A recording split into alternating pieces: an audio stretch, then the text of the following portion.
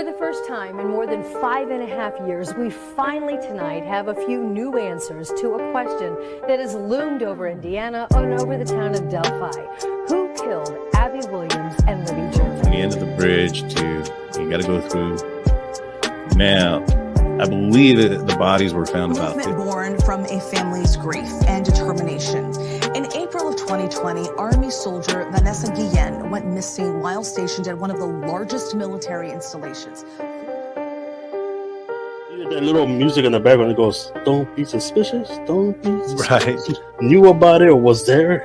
He's as guilty as the person who committed it. Chilling details in the arrest of a suspected serial killer caught before he could strike again. They dropped the ball, man. Like, they said he went AWOL, and that he was a deserter, and nobody went to look for him. Today is not a day to celebrate, but the arrest of Richard M. Allen of Delphi on 2 counts of murder. Like I said, we're going back. We were asked last time to kind of talk about the food, the grub truck video, and kind of give our perspective of it. The press release from the police department, it indicated that they're still trying to put pieces together from that night. Does that worry you at any point or at any bit that they're still trying to put those pieces together? It's been over 5 weeks since little Kaylee Anthony vanished. Her mother, Casey, has been arrested for lying to police. She's being held without bail.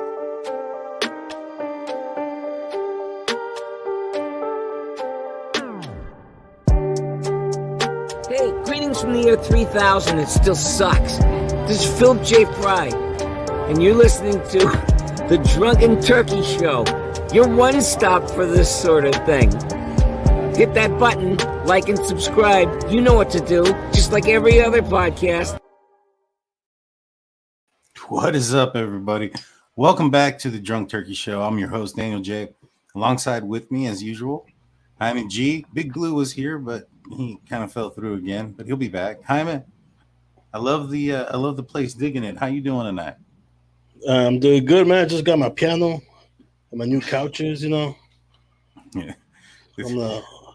Later on, I'm gonna serenade for my piano. You got to serenade. You're going all out, man. I heard you barely taking lessons. You haven't taken the first one, but you got the grand piano in the background. Love it. Yes, sir. Are you drinking tonight, Hyman? Are you drinking with us? Nah, man, I'm not really feeling so good, so I'm gonna hold off on that for right now. Understood, man. Hope you feel better. I, however, am feeling good and will be feeling better. I'll be drinking a Bud Light. Big Blue, welcome back. How are you doing tonight? Are you drinking with us? What's going on? Yes, sir. Yes, sir. I'm gonna have a tall boy tonight. I gotta take it easy because I gotta drive somewhere later. So, and I'm drinking in about 10 minutes. I'm waiting for somebody to jump on there. This is a Wicked Apple. But I got a new thing today, man. It's called the Kraken, and they're not sponsoring us. I already reached out to try to get sponsorship. They never got back to me. So this thing sucks. They're gonna hear about it. But it's you pop this open like this, and it's to be able to shotgun these tall boys in about 2.5 seconds. So, and last time I failed with the Four Locos. I was gonna do Four Locos tonight, but I didn't like the flavors I saw. So I was like, all right. I'll do Four Locos. You say you got to drive, bro? You're trying to do a Four Loco shotgun? Yeah, no. Oh, boy. I wouldn't drive, bro. Get an Uber. Be safe. Yeah, like I'm a shotgun this one. Then I'll shotgun on water because I see the videos, and this bad boy can go through water bottles too. All right, well, we'll see that. Just try to keep your shirt on this time. But I'm glad you're off tonight, and you'll be joining me in some beverages. But before we get into our, today's topic, just going to cover a couple things. First, we got some good news out of Florida. Joshua J.J. Rowland was found today. He's a little boy that went missing yesterday, and he's found today in the woods. This is reported by ABC News. Joshua J.J. Rowland was found Friday morning by a volunteer searcher. Hernando County Sheriff Al Nienhuis said at his news conference the sheriff's announcement was met with cheers from journalists. JJ's condition was not immediately clear, but the sheriff's office said he's doing well, considered he has been out in the elements all night. He had a couple of bites and looked like some scratches on his arms and legs. but nothing too crazy. This is actually a picture of the little boy and the volunteer who found him. Nice. Yeah, JJ went missing on Thursday morning. It's believed he left his home while his parents were asleep. The sheriff office said helicopters searched overnight. Over 500 volunteers turned out Friday morning to help law enforcement look for the toddler. According to the sheriff's office, JJ was found in the woods quite a ways away from his home. Volunteer Roy Link, who located JJ, said he said a prayer about 10 minutes before finding the 2-year-old. The sheriff called Link Man of the Year and called JJ's rescue a true miracle. I was hoping and praying for a miracle, the sheriff told reporters. I think a lot of people were praying, and prayer works. So, good news on that front. There was a lot of speculation going on in that case already as to why, this child was missing for such a long time. But it comes with some great news. The little boy was found. Great news out of Florida. Yeah, definitely, man. I agree. Blue, why do you look so happy? Oh, because somebody sent me a message saying that they're watching the show tonight, and they said next time they want me to wear a T-shirt with their Tinder profile name on my shirt. So I thought that was pretty funny. But I'm also happy they found the boy. Yeah, I'm also happy. Yeah, we are all happy that they found the little kid. It was getting kind of hairy because he's out in the woods riding the elements out there in Florida. There's a lot of wildlife out there that can make things very difficult, and we're all happy for that. Especially, remember, I think Blue sent that video of that lady, that older lady, like the 80-year-old, they got dragged into the water by a croc or something like that. Oh yeah, dude, I saw that earlier. That was sad. Yeah, and that was my worry, man, because there's a lot of alligators out there. And it's such a young kid, you know what I mean? I'm glad they found him as soon as they did. Yeah, because sometimes it doesn't end up being a happy story. Nah, yeah, for sure, man. It was pretty scary, man. It was like, man, I can't remember that poor little girl that was hit by a delivery driver and then kidnapped, taken from her house. I can't remember her name. This was a while ago. This is before we were actually covering true crime. It kind of reminded me of that situation, that kind of went missing from their home, lived in a rural area. And, fortunately in this situation, they were able to recover him and he's overall in good health. But in other news, and we're going to cover this before we get into the Murdoch trial, is 5-week-old twins in the hospital with multiple broken bones, both parents arrested. And these are the parents of the year here. This is out of Columbus, Ohio. Parents of 2 5-week-old twins have been arrested and charged after doctors treated the babies for multiple non-accidental injuries. Soquito County Sheriff David Thurlman confirmed in a statement. Detective Jody Goncalves with the Soquito County Prosecutor Special Victims Unit was notified by a social worker from Nationwide Children's Hospital about a possible case of child abuse. The social worker advised detectives that one of the twins was taken to Southern Ohio Medical Center for a possible broken arm. At the hospital, doctors noticed what appeared to be hemorrhage in both of the twins' eyes. This resulted in both babies being transferred to the Children's Hospital. Detectives learned of multiple non-accidental injuries to both babies. According to the police, the injuries included eye hemorrhages, multiple broken bones to their legs, arms, multiple rib fractures, and abrasions to their face, including a black eye and bruising. As a result of these injuries, the Soquito County Children's Services were notified and responded to the Children's Hospital, where they removed custody of the parents. Sheriff Thurlman said detectives spoke with the family members and witnesses. Parents Cody Alexander Ronald Allen, 20, and Sue Allen Carter, 27, both of Portsmouth, Ohio, were brought to the sheriff's office on Wednesday and for questioning. Both Allen and Carter have been arrested and charged for 2 counts of felonious assault, a felony of the second degree, 4 counts of endangering children, a felony of the second degree, and 4 counts of endangering children, a felony of the third degree. They're being held on a $340,000 bond and appeared in Portsmouth Municipal Court on Thursday. So these are those guys. Pretty sad news out of Ohio, but at least those babies are no longer in their care. Yeah, man. There's some other cases where, they end up, unaliving their kids, man. That's That's a horrible, horrible thing. I mean, did you ever watch that Netflix show about the Gabriel Fernandez, the little kid? I have not, man. Which one is that one? Yeah, the mom and the boyfriend like used to lock him up in a small little, like Oh, almost like upstairs. yeah, like a little cabinet thing. Hmm. He will sleep there, and like they will feed him there. And it's pretty hard, man. You check it out. The kid Dang. didn't make it, so you know. Yeah, man. It's some sad news and unfortunate stuff, but you know, not always do they come to light in time. And you know, it's unfortunate Yeah, that these children had to go through what they went through. Uh, exactly. but but at least it's come to light, and they're in better care now. You know, and they're such at a young age. They shouldn't remember this, and hopefully this would be something that wouldn't have an impact on their lives going forward. You know what I mean? Yeah, yeah, and this whole in that case with Gabriel, like a lot of people failed him, a lot. Yeah. And it's just sad that there were so many opportunities to remove him from that situation. You know what I mean? And Yeah. nothing came of it. Right. Yeah, man. No, I agree 100%. It definitely is. Um, I need to catch it. I think I know the story. I don't know it completely, but I think I know the story.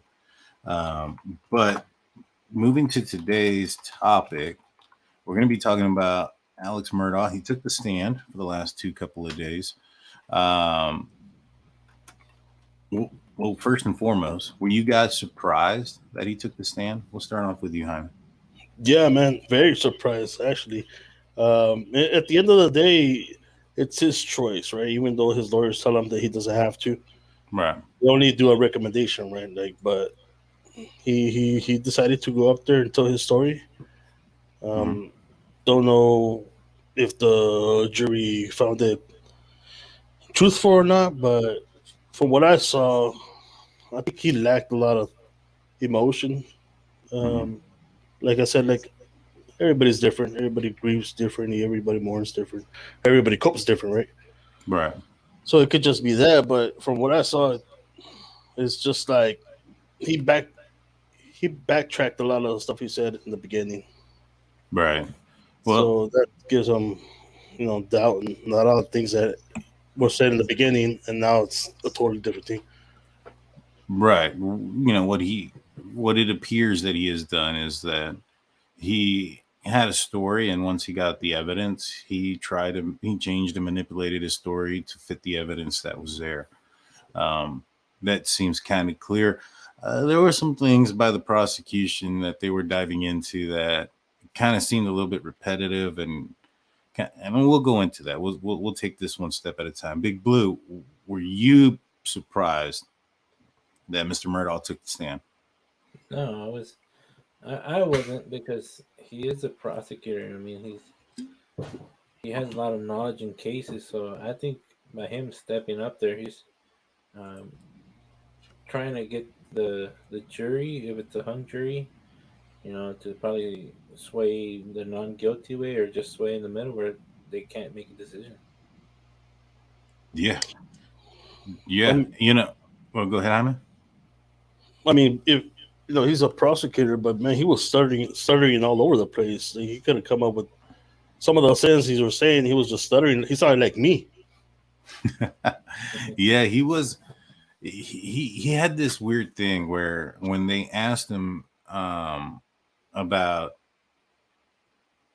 how his son and how his wife passed away, and asked him if he was responsible for that, he was saying no but nodding yes. You know what I'm saying? And some people were picking up on that. And there was other times in the trial where he was nodding, just to nod. But that was Yeah. one thing that I had also noticed, was that he was nodding during those times. Mhm. Now, let's kind of get into it. So what we know so far about the trial is that Murdoch took the stand for 2 days. He's being charged for taking the life of his wife, Margaret, 52, and their younger son, Paul, 22. Um, he admitted to lying to law enforcement about his location from the murders due to his addiction and prescription and pain pills and general paranoia. after he found out of the tape, right? The Snapchat video that puts him at the kennels. So basically, just to kind of backtrack, he stated that he never went to the kennels after they ate, and that he had left to his parents' house. And come to find out, there's a Snapchat video. In fact, if you haven't seen it, we'll play it real quick. Yeah. For those that haven't seen it.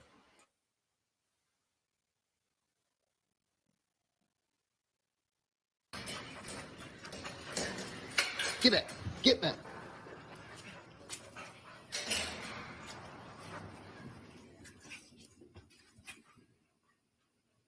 Quit, Cash. Quit. It's okay. Come here. Come here, Cash. Shit. Come here. Close to me. Cash. Hey, he's got a bird in his mouth. Bubba. Hey, Bubba. That's a guinea.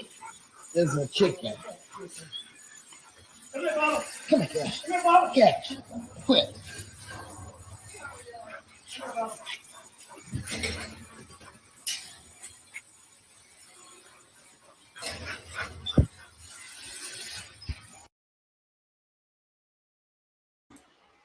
So that's the video that was put out during this trial. There's been testimony from several people that stated that the voice that you're hearing on the Snapchat video is Alex Murdaugh. He came out and stated that he had lied. He that is his voice. He was there and came up with this entire story about that one of the dogs came back with a chicken. He took the chicken out of the mouth, and then he took off and went back home and took a shower, laid down, took a nap for a minute, and then left to his parents' house, I believe. And so, first and foremost, was that testimony or this Snapchat video, how powerful was this to you guys as a piece of evidence to his statement and his testimony up until that point that he wasn't there? We'll start off with you, Jaime. Yeah, well, the thing is, at that time there was supposed to be only the son and the mom at the house, right? Right. Well, at that part of the property of the house, yeah, he said that it was just him and his son there. Yeah, and then I believe it was his son's friend, right? That he was talking on the phone, and he actually heard not this video, but he heard him actually actually talking to the son about the dog, and he said that he also heard the dad being there, right? Right. But also it's hard because even in the same thing with the Delphi case, just to pinpoint whose voice that really is, you know what I mean? Especially from a Snapchat video. But it sure does sounds like him though. Yeah, he admitted that it was him, and that he had lied, and that he had lied to the police. Now, I like the way the prosecutor kind of walked him into a corner, so to speak, and let him kind of bury himself, because he continued to ask him, when did you decide that you wanted to lie, right? That you were going to lie about your whereabouts and come up with this story. And and Mr. Murdoch comes up with this story about, well, it was a combination of being on the pills, being interrogated, being questioned in the manner that he was questioned, a few other things that he was trying to say that were contributing factors that made him decide to lie. Mm-hmm.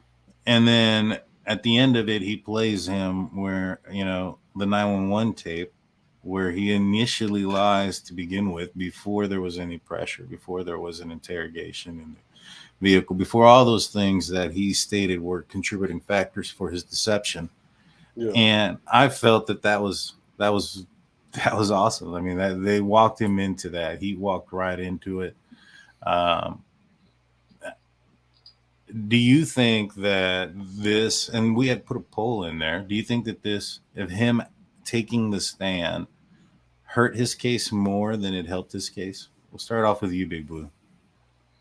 I think I'm looking at the poll right now, and it said 65% believe that yes, and I believe I'm with them. I do believe it does hurt his case because it gives some more of a. I guess if he would probably plead the fifth and not say anything, they can only go by what his friend's saying and what the video's saying. Mm-hmm.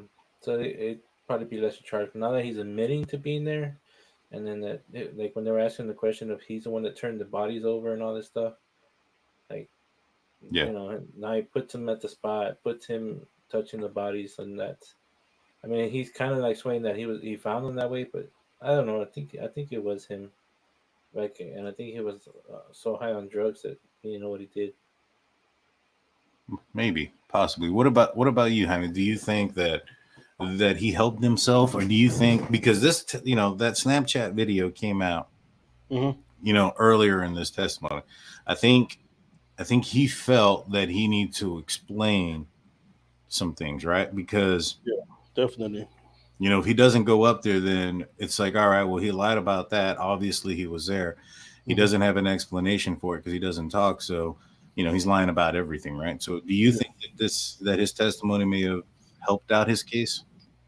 I think he personally thought it was going to help him, but at the end, you never know what the prosecution is leading you to. Mm-hmm. You know what I'm saying? I think he thought that by telling his story, he can fit the evidence they had, and then an excuse. You know what I mean, for being there. But I think at the end of the day, I think it hurt him more than it actually helped. Yeah. I thought so too. What about because I felt that he was going to try to use certain tactics because he's been trained in being in a courtroom, right? Yeah. So I felt that he was going to try to pull out some tactics to sway, courtroom training tactics to sway the jury and whatnot. And so, for instance, the nicknames. What did you think about him referring to Paul as Paw and Ro? What did you think about that terminology that he was using, Jaime? I think he, not to sound like a douche, but I think he was using those nicknames to like gain some sympathy points. You know what I mean? Trying to strike a chord with the jurors. I also think what I noticed too is it was weird because there was believe it 2 occasions when they were doing when he was testifying. You can hear somebody cough, and then he gets emotional right after that. Almost like it was planned. That was weird. Really? I didn't notice that. I need to go back and listen to that. It was weird because they will cough. Somebody will cough in the courtroom or something, and then he'll tear up or kind of an emotional. Right. What about you, Blue? What did you think? I mean, I think that's probably the names that he did call him by. I mean, I would have to see more videos to see if that's actually what he called them. I call my kids when I call them by their nicknames that we have for them. So I think that's normal when I'm telling a story about them. Yeah, but this guy's a prosecutor. He's been in a court setting. He doesn't I'm not familiar with how big the town is that he's covering, but I'm sure that if there was somebody that he may have known or been familiar with that was, I don't think he was a prosecutor. He was a lawyer. I'm sorry. And what do you call it? He's familiar with a bunch, the people that are in this town. Do you think that if there was somebody that went on trial or on stand, he's going to call them by their nickname, or he's going to call them by their, Mr. or Mrs. this or whatever? You get what I'm saying? So I felt that aspect of him using the nicknames was more of a courtroom gimmick to try to sway the jury. And I felt that it may work when you have, your regular person on stand who isn't trained in those type of things, who isn't a professional at being in a courtroom and talking professionally amongst that type of, in that scene in front of everybody in that manner. I felt that it was a courtroom tactic. It was a little cheesy, and I felt that it was forced, and I think it didn't look good on him. I really didn't. I didn't like it, to be honest with you. Yeah. No, same. Like I said, I think by him using those nicknames and not using their, the real names, I think he was just trying to sway the juror. At least one. You know what I mean? That's all you need. That's true. That is true. One other thing that I found that was, I mean, I guess not so much in his favor, but maybe I guess in his favor was, and I didn't like from the prosecution, was how much they were harping on him as far as his financial stuff, where he had already admitted to stealing and taking the money from all these people, right? And the prosecutor basically wanted Alex Murdaugh to say that he looked into somebody's eyes and lied to them and stole from them. And I felt that it was just kind of pointless to go down that for so long. It was like a long ass conversation for nothing. Thank you so much, Stacy Cash, for your $1.99 super sticker. We appreciate you. Thank you so much. What did y'all think about the constant drilling of his financial, even though he continued to say that he admitted to taking the money? We'll start off with you, Jaime. I think. Wait, first of all, is there a nickel? No. Yeah, a little bit. Maybe. Mic. Is there? What's it called? Well, I think the prosecution was trying to paint him in the bad light, even though this trial is not about the embezzlement or anything else. It's about the murders that happened. Was it on, on his property of his wife and son? So like they're trying to paint him in that light. That way they can, prove that he's not a real reliable guy or truthful guy. Yeah. Like, and Lynn D says exactly what I'm trying to say. Is the prosecutor overly drove home to the jury that you can't believe anything he says. But I think he kind of like overdid it, and it was kind of like, all right, man, kind of get on with it. He stole from. To me, he was getting upset, man. I was like, hey, calm down, bro. You still got more court hours to be there, man. Like, I agree, man. Like, especially in day one, I was like, man, get to what happened that day. Get to asking him about the video. Get to asking him about why his story changed. Get to asking him about where did his clothes go. And apparently, and come to find out, according to at least Mr. Murdaugh, the police never asked him for the shirt that he was wearing in that Snapchat video taken by Paul earlier that day. And if you're not familiar with it, I think I have it. I do have it. So this is the Snapchat video. You don't have to mute. I'm not going to play the sound. What's important in here is the fact that that's not the same clothes that he was wearing during his interrogation later on that night, right? And according to Alex Murdaugh, it wasn't an issue until, I guess, there wasn't any blood splatter or whatnot on his shirt, and that the prosecution, the detectives, and the police department didn't care about where the other shirt was, and until his team proved that his shirt was basically evidence for their side. What do y'all think about that, Jaime? What was that? So what do you think about the fact that the police department apparently, nor the prosecution, never asked or tried to acquire the shirt that he was wearing earlier in the day that was seen on that TikTok video that we just saw? Yeah, that would have been a real nail in the coffin, because if he used the same shirt, if supposedly he did do this crime, then that sure would have had some evidence, either from DNA evidence or even like the powder residue, the gunpowder residue, right? Right, exactly. Exactly. So like for them not trying to get that, it's kind of it's kind of weird. They didn't. Yeah, I would have thought they would have went for it. What do you think, Blue? Yeah, I think that. Sorry, what was the question one more time? I was thinking about popping this open and I'm not trying to spill it. It's all good, my man. It basically, we're talking about the T-shirt. The fact that, okay, yeah. He was wearing a different shirt. There's a video of him wearing a different shirt. The police never asked for that shirt. Yeah, because I was gonna bring that up too. Like, they didn't ask for that shirt, and supposedly it went missing, right? That's what he was blaming something about it went missing, and the cleaning lady Right. lost it or something. But that's a crazy coincidence that happened. Right. Yeah. That had occurred, but and I get that 100%, 100%. But the fact that they never went for it, does that bother you?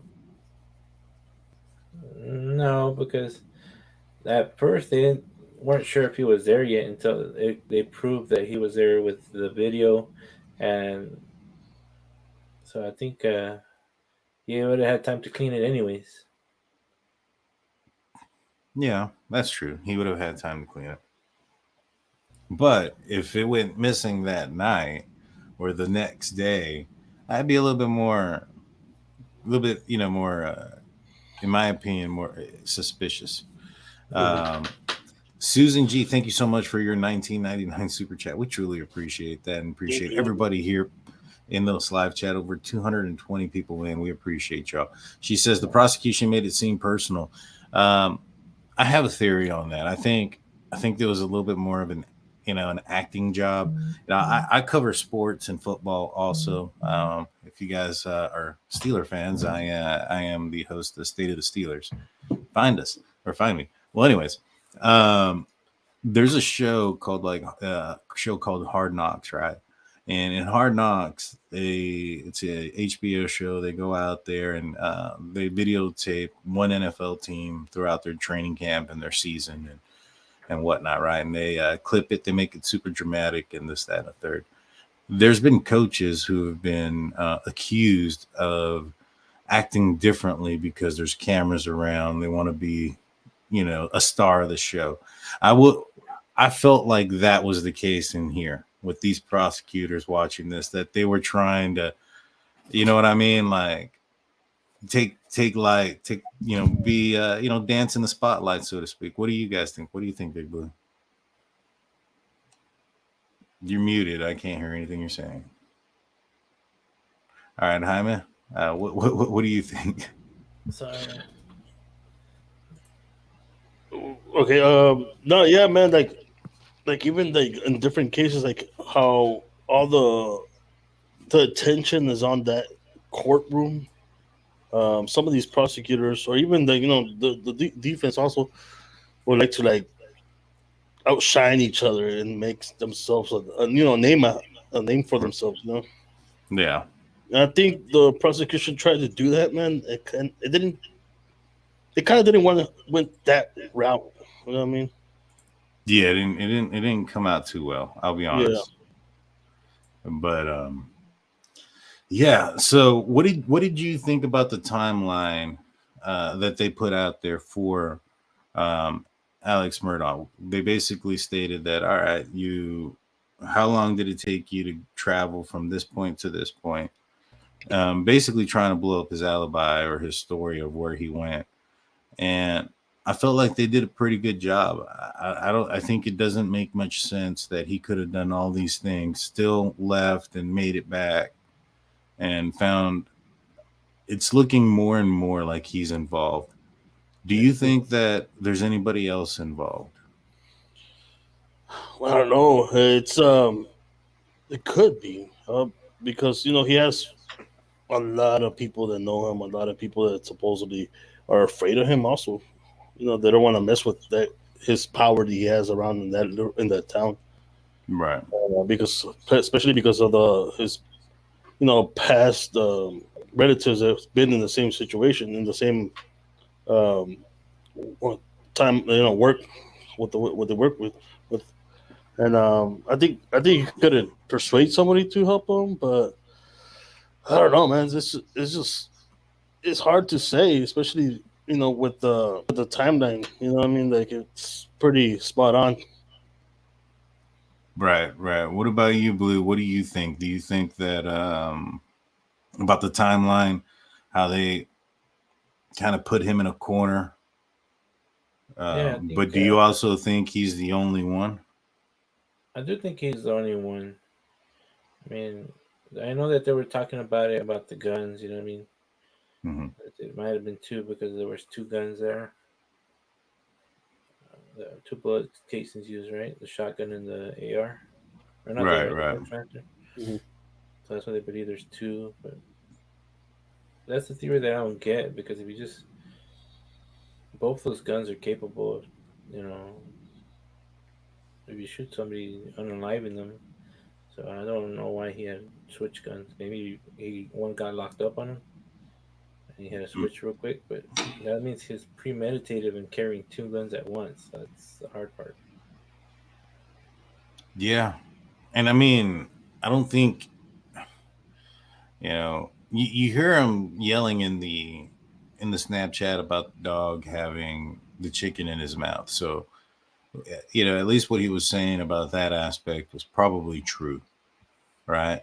So, at that point, you're going to go get two large weapons and run back from somewhere. And then also, I know he left to his parents, and so he could have discarded the weapons anywhere around there. But I think he knows that. I think he knows that his phone's going to be traced, things like that.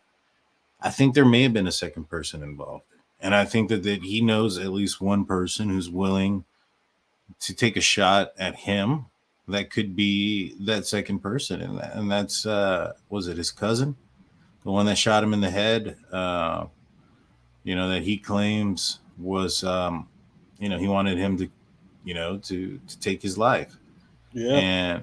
And it ended up not going down. Apparently, he missed. He grazed him, and long story short, he had to come up with another lie, supposedly. That's the reason why. And so he said that he was changing his tire, and somebody shot him in the head, and that he was trying to get money to go to his other son. Mm-hmm. And so I wouldn't be surprised. How this works, man. All right, let's see this. Big Blue wants to chug this. Hold on, Blue. Hold on. This floor is yours, bro. All right. So this is a tall boy, just so everybody knows, and ain't the small one. This is the first time I use this bad boy, so.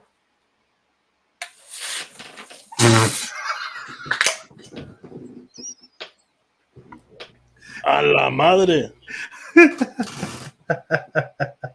Oh man, I wasn't expecting that. Dude. They always explode, man. Always. That was embarrassing. I mean, damn, I'm all showered in red apple wicked ale. Well, that could have been worse. Could have gone worse. I got some in my eye and everything. That's what she said. Everybody, y'all got to clip that, put that on TikTok. Please. And Blue, again, who do you want to drink with? Bert. Krishna. Yeah, tag him too. Blue wants to drink with him. Tell him that's what's going to happen. It'll be fun. I might have to get off screen and change my shirt, man. I don't want soap. Don't get off the screen. Just do it right there for all the people in the chat. Oh man! People in the chat, one for Blue to stay on, or two for him to get off the live. Man, we want to stay monetized, bro. We want to stay monetized. Now my laptop's gonna be all sticky. No, man, that's not the only reason why your laptop is sticky. Yeah, it's not. Blame it on the beer. Sure. Yeah. He's probably like, man, this has not been closing and opening the right way. I got to come up with an excuse. Oh man, there's a lot of ones there. No, Blue. No. Well, anywho. The chat has spoken. The chat has spoken. Oh my goodness. That is funny. Well, those are pressurized, man. It's not like a beer, okay? I need to start doing beers. Well, I mean, I don't know, man. These you're looking pretty bad. I think this is Shotgun 2, Big Blue 0. Well, what do you think, Jaime? What was that? I'm saying that the shotgun, Blue has shotgun a beer twice. Right? Yeah. I think the shotgun has won twice, and You're the 0 shotgun 2, 2, buddy. Blue 0. You're 0 2. Jane C comes in with a $9.99 super sticker of a laughing fox. Love it. Thank you. Thank you so much. Oh man, that is not his name. Close, but no cigar. That's for the after show, y'all. We are gonna have a members only show after this. It's gonna be a lighthearted show. We're just gonna drink and just talk random stuff, and might be a little bit of this case, might be some other cases, and might be about the aliens that are supposedly visiting, which I think is just China. And we'll talk all about that stuff. You know, if you're interested, hit that join button. If you don't know where it's at or you don't see it, it's also in the description. There's a link there. But that's not the only beer thing. There's a couple other things I'm gonna order next to try to shotgun. These are butt chug. No, that's for the members only. That's for the members only. Oh man, you're crazy, dude. You're crazy tonight. Let's see. So court isn't done yet. The defense still has about 4 to 5 people left to come on board.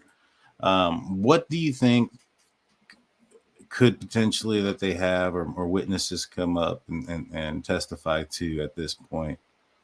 What do you think, Jaime? You know, I don't know what witnesses they have or what they're going to ask them, but I think, you know, what I noticed when he was getting, he was on the stand, I noticed that he remembered a lot about the stuff that was happening on the TV, like what he was watching and stuff like that. Mm-hmm. But like then he will forget like what he did before the crime. Like he will say, "I don't know," or "I don't remember." And then, but it's kind of weird that he remembers who was playing and on the TV and whatnot. And he couldn't remember something specific that happened afterwards or right before. Oh, damn. Yeah, I felt that too. Like there was a lot that he remembered a lot, and then there were certain things he was like, "Oh, I don't know," and it felt like the stuff that he was remembering was the stuff that he had rehearsed. You know what I'm saying? He came up with a story that he felt that was believable, that could probably or potentially persuade somebody into thinking that there's reasonable doubt. Did you find him at all credible? It's hard to find him credible when you know the backstory. You know what I mean? Yeah. It's like you can't. Personally, I can't separate that. Like the stuff that's happened before these crimes happen, it kind of just rolls up all into one little ball, and like, okay, I can't separate it, and I can't find him credible at all. You know what I mean? Especially from the embezzlement and the accident he covered up. You know what I mean? Yeah. It's just I don't find him credible, and I think that's what the prosecution was getting at. You know what I mean? To make sure that they know that this guy's been lying and embezzling money for a while. That way they don't find him credible. But like I said before, it only takes one juror to have a hung jury, right? Right. Now, with that though, why would he? All right, so he has admitted to so many other crimes that he's probably going to be locked up for the rest of his life, anyways. What is the reason for him to claim innocence here? If he did do it, why not admit to this one as well? Parole, because you can still be eligible for parole. I don't know if that's on the table, but I'm sure it would be. So I'm not. I mean, he's an older man. Possibility of parole. Okay, so maybe that's what he's hoping to one day be free. And with this charge, he there's no chance of that. Big Blue, glad to see you back. You look like Spider-Man in part 2 when he became the bad Spider-Man, the bad Spider-Man, the emo Tobey Maguire. Exactly. Yeah, that's exactly what you look like right now, bro. Look like you just danced on a piano, the one right behind Jaime, in fact. And how do you feel, man? How do you feel? You feel like a brand new man? You're muted. You're muted, by the way. How about now? Yeah, you're good. You're good to go. You're like 0-20 on that mute button, though. It still shows muted right now. That's why I hate this computer, which I am computer shopping. I just haven't found the one I want. Yeah, it drenched my shirt and my shorts, so I had to change, man. I was like, well, we're glad you're back, man. We're glad you're back. But now next time it's a beer instead of these, flavored drinks that I like. These flavored drinks I like. So what do you think, though? Why do you think that he is not admitting guilt to this case yet, admitting to countless other felonies that are probably going to put him away for the rest of his life? Because I think he wants to still have that thought that he's not a murderer. Yeah, he's a crook, but not a murderer. It's a big difference. That's true. So just the selfishness. It sounds like he's a very selfish person. I wouldn't put it past him. I feel like he's a narcissist, man. Very much so. Very much so. I would agree to both of those statements. I thought that the trial was interesting. I felt that the approach from the prosecution was interesting, but at the end they got him where they wanted him to admit to certain things. And the one I didn't like so much was the financial aspect and trying to get him to admit over and over again that he lied to somebody. He kept continuing with the same answer. I felt that there probably could have been a couple of objections there for like asked and answered. Yeah. You know what I'm saying? Or relevance in this case. Now, he came up with a theory that Paul was getting death threats, right? And that they didn't take him light, but or they took him lightly. They just thought they were what they were. He felt that the actor in this crime wasn't part of the family, that this was somebody from probably watching social media, and felt one way or another and went off and became as the prosecution described, a vigilante and committed this crime. Have you guys seen any evidence in this case that would make you think that that's a possibility? Like a revenge? No, of it being a vigilante there, like a random person who, is taking justice into their own hands for the female victim that passed away in the boating accident. I don't think so, man. I don't think that would be it, man. If it was, if it was like almost like a revenge kind of type thing, it would have been done a lot sooner. And especially, I don't think it would be on the mom or the wife. You know what I mean? Yeah. I think it'll be. I don't think she would be in the equation. Just Paul. Mm-hmm. Yeah. That makes sense. That does make sense. And the grandpa. There are 3 people that got him out of involuntary manslaughter charge. Yeah, that makes sense too. That makes a lot of sense. And so, yeah, man, they made this guy look bad. The more I think about it, they brought up the pictures of him utilizing a badge to his privilege or to his benefit. They used the word privilege as far as, because he would get privileges from law enforcement when he had the badge out. It sounded like he utilized the badge during times when he talked to witnesses and or people involved in the boating incident. And, he just seemed like a freaking really bad person all around, you know. I think, go ahead. I think he used the drugs, like him being an addict, more than, like for an excuse of what happened. You know what I mean? That's why I feel like that he's trying to. Hold on. Yeah. Sorry, I had to cough. It's all good, man. It's all good. Those that are on the audio only side. So, guys, if you guys weren't aware, we're on Google Podcasts, Apple Podcasts, anywhere you find podcasts, I believe.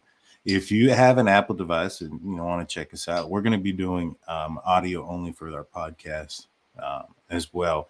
That won't be on YouTube. So if you want to check out that content, that's going to be coming out soon.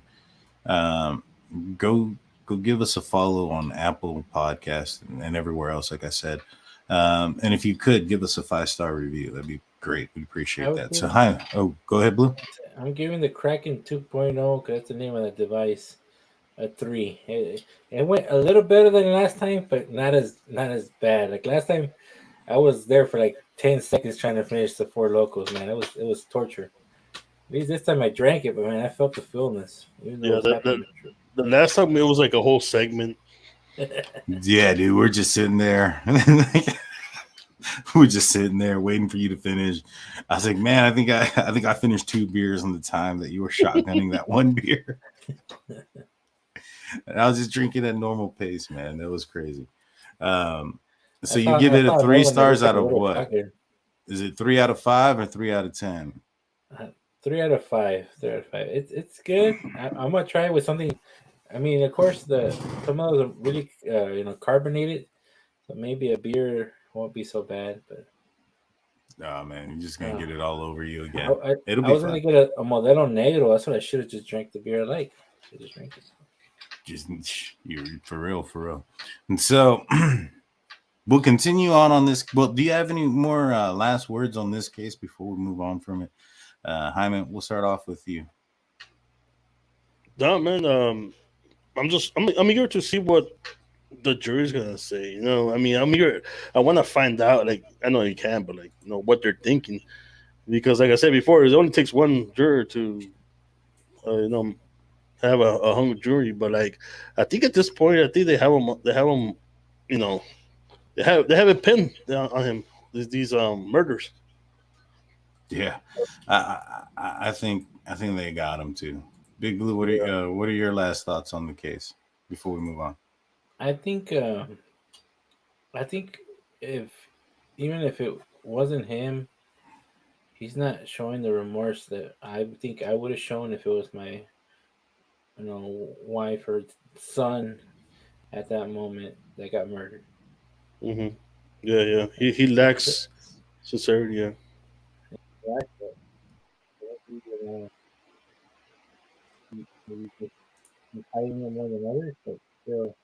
Hey Blue, I think you fell in the water or something. You sound pretty bad, but I think the guy's guilty, man. I think he is.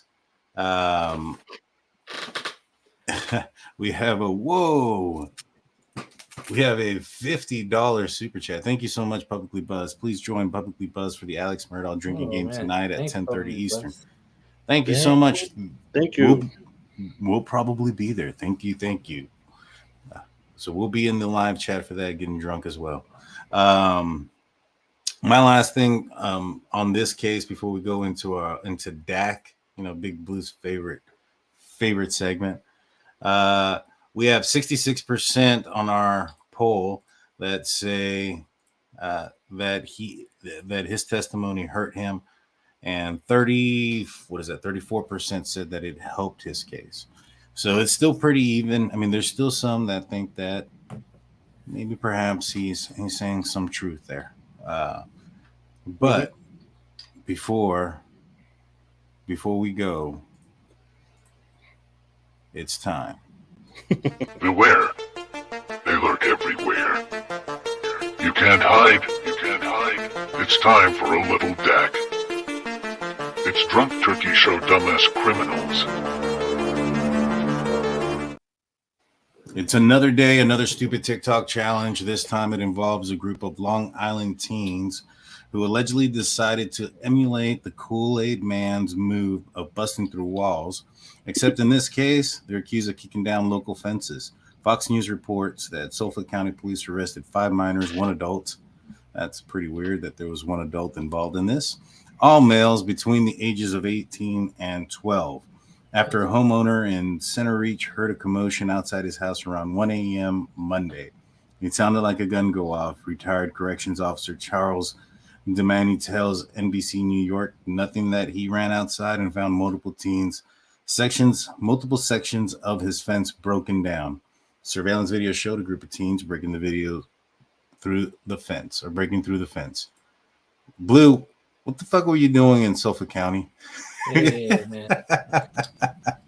I was told that if I can jump the fence, the Kraken would be free, and it wasn't. I broke through it. Moo's trying to jump over it and went straight through it. Man, that's hilarious.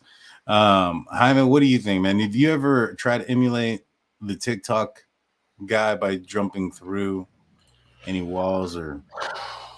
Dude, not on purpose. I'll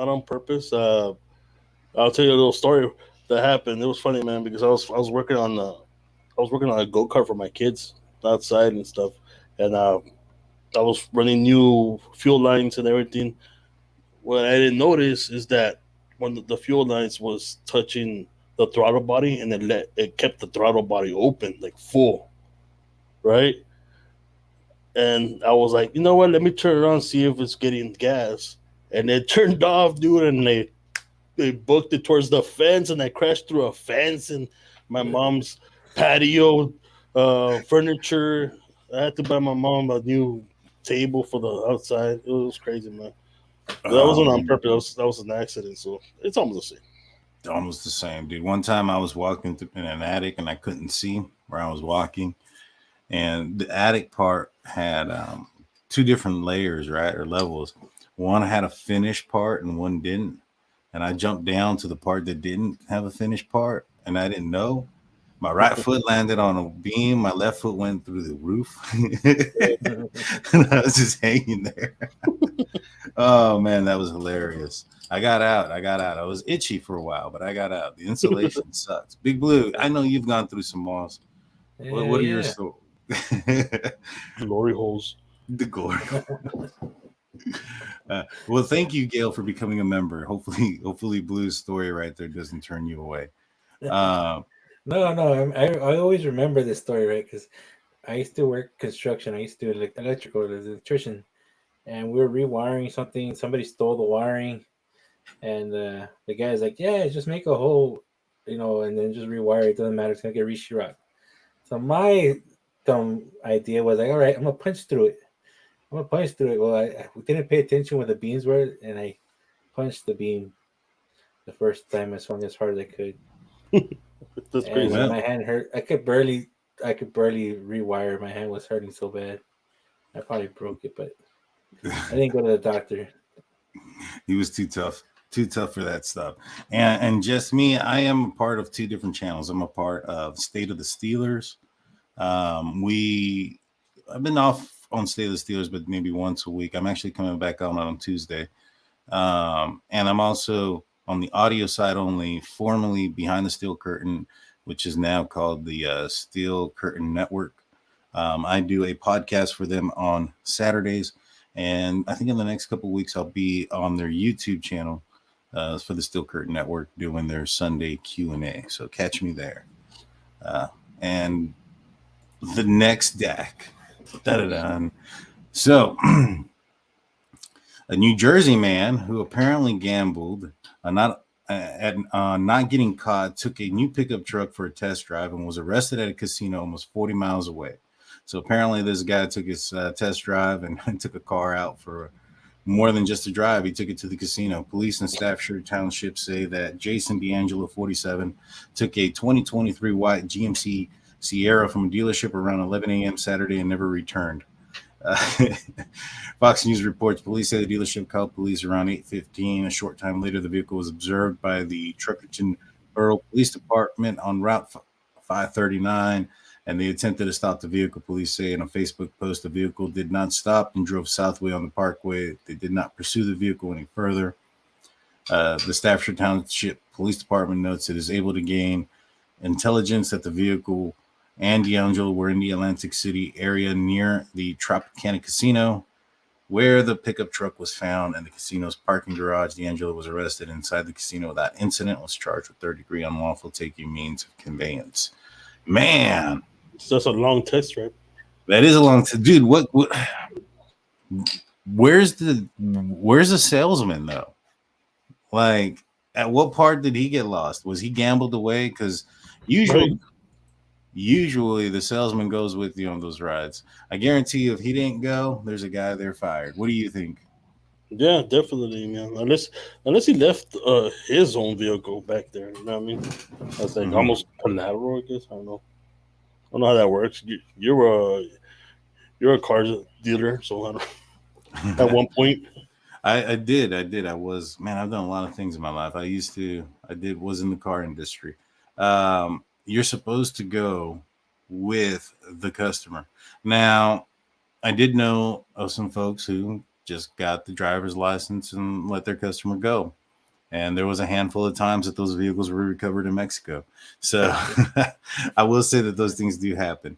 Man, but I don't know, man. I think that if you're dumb enough to just let somebody drive off, then I don't think that's a police problem. That's a dealership problem. What do you think? Well, it depends on what time. Because I know during COVID I was car shopping, and they would just give me the car and bring it back in 25 minutes. Kind of deal. Yeah. Well, yeah, and I mean things have changed, man. I sold cars in 2015, something like that. So it's been a few years. Now you can buy a car online without any issues. You know what I'm saying? Yeah. Like I think Carvana is going out of business, but last I heard that they were still in. But yeah, that's all we got. Going out of business. He sucked. Yeah, man, they fucking charge way too much, and they don't give you shit for your trade-in. No, not just that. They when you sign the interest rates, I had a friend sign them. Like most people, they might have trouble. They might have lost their job. So you're like 2 weeks behind on the payment, but you make the payment. Well, when they're hitting contract, it was charging him $18 per day interest for late payments. Dang. Well, that's what happens when you go to somebody who's new, and you got to do your research. You know what I mean? I've heard a bunch of things like that. But we're going to continue this conversation and others. We're going to talk about possible Civil War. I mean, not Civil War, World War. Damn. Potential Cold War that we're in. We're going to talk some conspiracies. Yes, Deplorable Golden. It is a different stream. We're going to end this one. Members only. Be ready. We'll be there. Do you guys have any final words for our chat tonight? I just want to say thanks to everybody. Thanks for the super chats. And I hope you all have a good night. Yeah. Yeah. Real quick. Thanks to everybody for coming on. And we might start something up later. It'll come up. So y'all see. And don't forget to check out Publicly Buzzed. They'll be on in about 33 minutes. We'll be off by then. Members, I believe we're giving away that hat again. So get on that other stream. Jump on the stream. We'll see y'all there. Hell yeah. Peace. Later, guys. Well, not you guys. The other guys. Oh, yeah. I need to get more beer real quick. Go for it. Yeah, I'm just waiting for this to end. It took forever to start.